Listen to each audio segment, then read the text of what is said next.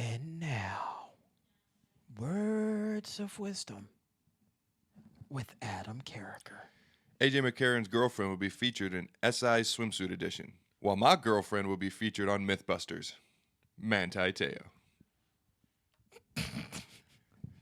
That's cold, man. Let Manti Teo live, would you?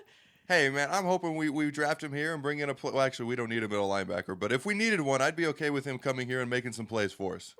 No doubt. Welcome to Fourth and Pain. On that note, this is the only pro wrestling show to be hosted by an NFL player and a weight loss champion. That right there, that's funny man and Redskins defensive end Adam Carriker. Hi, Chuck, my brother from a much shorter mother. And I am Chuck Carroll, former wrestling announcer turned weight loss champion. Welcome to another edition of Fourth and Pain. Be sure to follow us on Twitter at Fourth and Pain and like us on that there Facebook as well. A jam-packed show we have on tap today. Adam, we're going to be joined by former WCW, five-time WCW tag team champion, also had a brief run in WWE. Buff Bagwell will be on the line. Buff the Stuff Bagwell. We're going to see if he's still got it. Also going to be talking, obviously, a whole heap about football and a whole lot about pro wrestling because the road to WrestleMania now in full swing. But before we get to any of that, as you've been away a little bit, welcome back. You're looking kind of shaggy now that I'm sitting back to you. You grown this thing out? You going for a little Truck Neil look? Is that what you're going for? Real quick, funny story. I'll keep it real quick because we've only got so much time. I go to get my haircut. It's a Korean barbershop. They don't speak very much English, but they do a good job with the haircut. I tell the guy what I want. He simply looks at me and says, "This is what I do." In other words, I think he's telling me to be quiet. He proceeds to cut my hair and do everything, and I have to shave. You know, I'm pretty shaggy that day. He proceeds to start shaving me with the. They've never shaved me at this barbershop before. With the straight razor? Yes, he proceeds to Nice. start shaving me, and he leaves this right here. You know, right around my chin, right above the lip. You know, and I'm like, this is interesting. I wonder where this is going to end up. He shaves my neck, he shaves everything, and he leaves this right around here, like I had told him to do this or something. And I just thought it was the most funny thing that would happen in at least a couple of weeks to me. And so I just decided to keep it. Now, I did shave this above the lip, but I decided to keep the goatee. It looks good. It actually does suit you. Well, I need to cut this. You know, I haven't shaved here on the cheeks for a week or so. But yeah, I'm like, you know what? The Korean guy thinks I look good rocking the goat. I'm gonna rock the goat. The real question is, what does your wife think about it? Oh, she thinks it's sexy. Well, there you go. She thinks my goatee sexy. Winner all around, my man. Winner all around. And you are listening to the Sexy Hour, a.k.a. Fourth and Pain. So my question, man, how are you doing, man? How's the rehab coming along?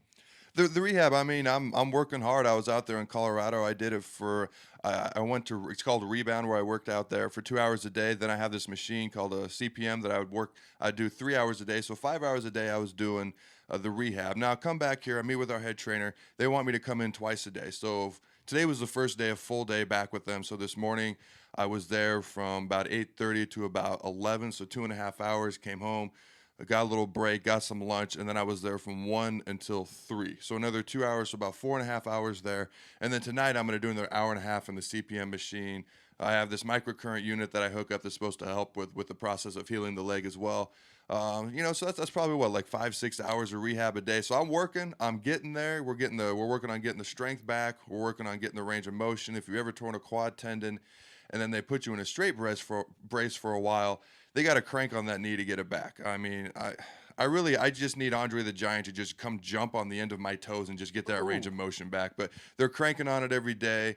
They're hooking me up to machines and trying to get the strength back, and I'm doing motions, and I'm working on this every day, and it's part of my job, man. It's what I do. Dude, I mean, you're talking not just 2 a days, you're talking about 3 a days essentially at this point. That's pretty hardcore. That's just, you know, that's what it's going to take to get ready for training camp. That's what it's going to take to get ready for the season. All right, now you talked about strengthening it and the range of motion, but I'm curious, you know, just the layman guy, obviously I've never torn a quad tendon a day in my life. What exactly are you doing to try to strengthen the knee? What does that process entail? A lot of it in the beginning is just trying to engage the quad, get the quad to react to your neurological senses telling it to fire again. And then once you get the quad to fire, then you start adding weight. I'll do straight leg raises with the weights around the end of my ankle, and we'll lift them in the air. And we're graduating into body squats, and then we'll graduate into weighted squats and lunges and things of that nature. Now, what about the range of motion? You say that they're in there, they're cranking on it. And I think that we've talked earlier on the show about the CPM machine and what that all is. But what exactly are you doing now to further along the whole range of motion thing? The range of motion, to me, it's the toughest part because when your leg is straight for so long, then they have to push it, and that tissue's used to being straight, and then a normal knee goes to, I believe, 100, 135 degrees range of motion. And so when you start out, I mean, your leg's been zero, shall we say, range of motion for so Right. long, and then they start cranking it and they bend it, and a guy has to push it, and then we're to the point now where I flip on my stomach and we hook something to my leg, and then we pull it over my shoulder. So I'm pulling as well as him pushing. So it's just really trying to get the range of motion, and then you do body weight squats, you do functional things so you can get that functional motion as well. And what about your upper body? I mean, in all seriousness, you do pride yourself on being one strong son of a bitch, and you really do have the largest arms on the D line. It's not just a gimmick. How is your upper body suffering because you're not able to work out the lower body? Well, here's what you got to understand. I can't work out the lower body, so all I have is the upper body. Oh, so So you're my saying upper you're body stronger is than ever? not suffering. Okay. It is not suffering. Okay, because I remember when we took those Goldberg pictures last September or October, you were a little bit doughy. Well, I hadn't worked. What? You were a little I'm bit. sorry, for, what? For Adam Carriker, Wow. you were a little bit doughy, You my just friend. called me doughy. There was a hint of Wow. dough. There's nothing I am wrong almost with that. upset at that because you are right. I was doughy. I hadn't worked out in about 5 or 6 weeks. Hence the immense amount of baby oil and the ridiculous gloss that was coming off my body, trying to make up for the doughiness. But that was like months ago. The doughiness is gone. I got to put those pictures back up, man. I forgot. You literally drenched yourself in baby oil. And when I said you would put on enough, you said, I don't think so. Proceeded to dump It's another like I half took a bottle. shower or a bath, and it was ridiculous. But Good I knew Lord. I looked doughy. Thank you for dubbing me doughy. It's But I cool. knew I was trying to make up for it. Fair enough. All right, man. Well, congratulations. Seriously, welcome back. Thrilled to be doing the show side by side with you again. But you know what that means? What does that mean? It means that now your wife is also closer, but we're still going to do the Peyton Pulse. She's Well, still not the Peyton infield Pulse. reporter. She That's is. what she does. The Pulse. And I believe that the infield reporter is very fitting this week. It is very appropriate, and we're going to bring in our expert out in the field reporter, Mrs. Carriker, for the Pulse. How you doing? Good. Now, What? before you get started, I will say I just want to make you privy to a conversation your wife and I had Oh boy. before you arrived at the studios today, and that was how beloved you are on Twitter. And she said, I need to tweet more. So I would encourage you, Angie. I'm going to put the public pressure on you to do just that. And people need to go follow you on Twitter at Ange Carriker, ANGCARRIKER on Twitter. So we're sending them to you, but that means now that you have to tweet more, okay? Okay, I will do it. Well, here's what I'm going to say. She always had these things she wanted me to tweet.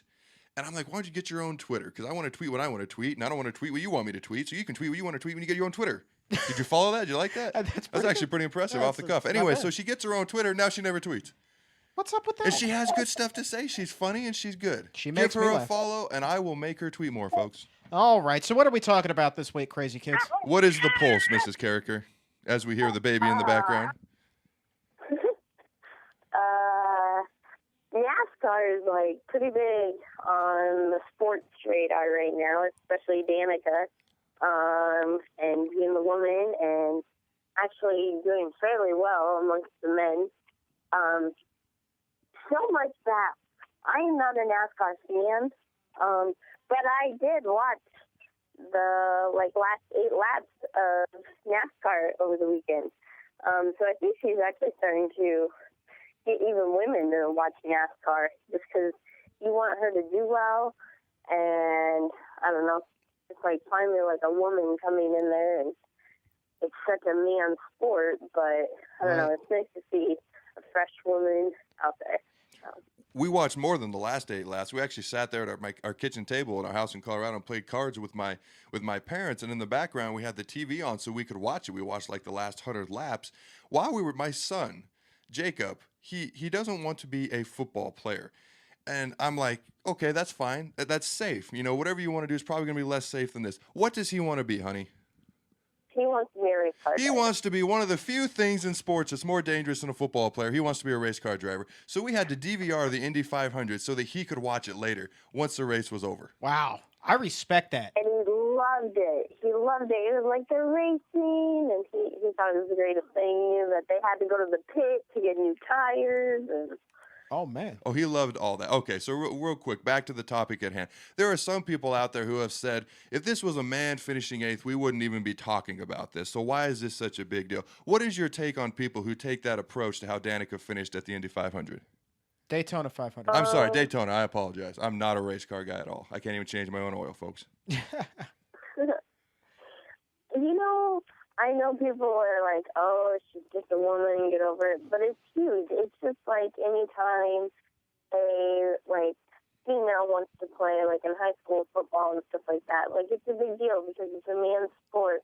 And, letting a woman in is a big thing. And you can see that the guys don't really want her to do well out there.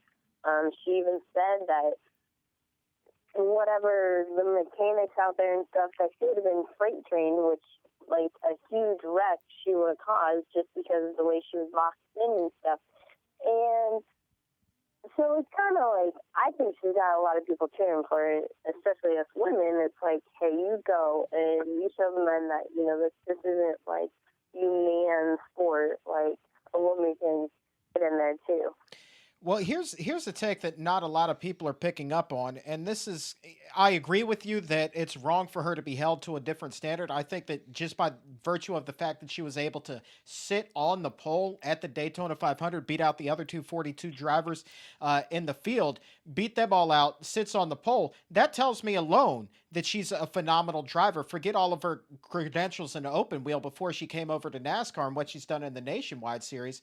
But it's just wrong to be held to that different standard. But here's the thing, what everybody else is forgetting, she's also fighting the stigma of being a rookie in NASCAR. And now, Adam, I know that you are not a racing guy, so let me explain this to you. The rookies in the field have to wear literally, they have a big yellow stripe on the back of their car, which tells everybody else, essentially, it's if you or I were driving down the road and we saw something marked student driver. It's like a giant target. Exactly. You avoid this car at all costs. So, of course, nobody's going to want to work with her on the final lap, and that's why she went from being second or third and finished 8th, because she is a rookie. That would have happened to any other rookie in the field. Well, one last question before we let you go, sweetie. She finishes 8th. She's won, I believe, one race in their last 100 to 200 races. Do you think she can get on a winning streak, and do you think she can represent women in the winner's circle anytime in the near future? Oh, yeah, definitely. I think she's got that mentality that, hey, I'm not going to give up until I am one of the best out there. Just in her interviews and stuff like that. So I definitely think that she has a bright future in NASCAR and is going to go far. And I actually think that she's opening the door to future women that want to drive NASCAR and stuff. Well, she's certainly getting more media attention than Shauna Robinson, and if either one of you two know who that is... Isn't that her boyfriend? No. Okay. Ironically, All right. Danica Patrick is dating Brad Keselowski Jr., I do believe, who is also the only other rookie on the NASCAR circuit, so she is competing with her boyfriend for Rookie of the Year honors. Very interesting to me. I wonder if they come down the straightaway. I wonder if he would let her win. If we were racing and we came down the straightaway, am I supposed to let you win if we're both in NASCAR? Yes. That's not happening. And she's going to run me off the road anyway, so it doesn't matter. Brad Keselowski. I'm sorry. It's actually Ricky Stenhouse. Wow, Ricky you were Stenhouse. way off. You weren't even close. I know. I botched that. But you should have seen the size of this guy's belt buckle down there. This is one of them good old boys, man. He had a huge belt buckle, looked like a wrestling championship belt. Yeehaw, ride 'em cowboy, huh? Ride 'em. All right, Angie Carriker with The Pulse. Thank you very much. We'll speak to you again next week. Sounds good. Thank you, sweetie. Right. This is Fourth and Pain. We're going to come back on the other side, talk a little bit about wrestling, the road to WrestleMania. Adam, you ready for it? I am not really excited about WrestleMania, but for the segment, I am. There you go. Sell that enthusiasm. This is Fourth and Pain. We'll be right back.